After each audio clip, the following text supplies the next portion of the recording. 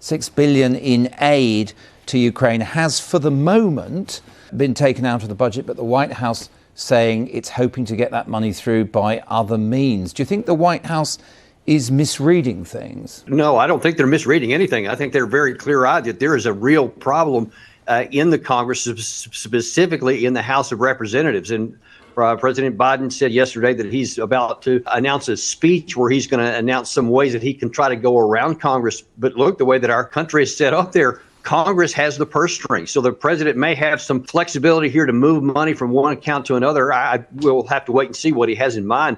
But there is a very real issue in the House of Representatives about continued giving money. And Jim Jordan, who's probably the leading candidate to become the next speaker, was very clear today and very emphatic when he says, look, before we give any more money, I want to hear from the White House what the plan is, what the strategy is, and how this is going to end up in a positive way for the United States. And that is really the core issue here.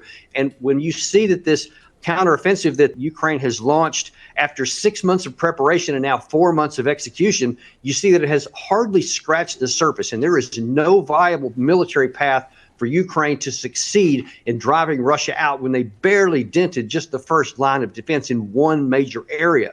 So the valid question is, why should we keep giving money, tanks, ammunition that are depleting our own stocks in the West, not just the U.S., when it's probably not going to make any difference on the battlefield? And so far, it hasn't. And I think that those are questions that many capitals are starting to ask in a little bit more emphatic way.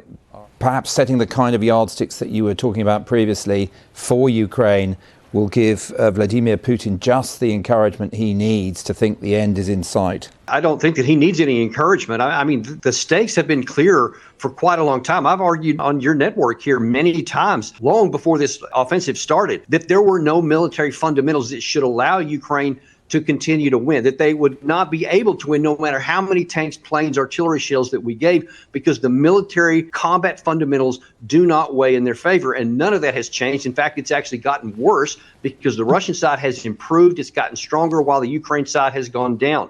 So what needs to happen is we need to just come to an acceptance of there's some reality here that we can't just spin away. We can't wish them away. And the longer we keep going to that, we actually play into Putin's hands, and it makes it worse for the people of Ukraine and rises their casualties. And that's my biggest concern, is that we're not willing to acknowledge just basic on the ground reality, and we're still trying to pursue objectives that just aren't going to be achieved, I'm afraid.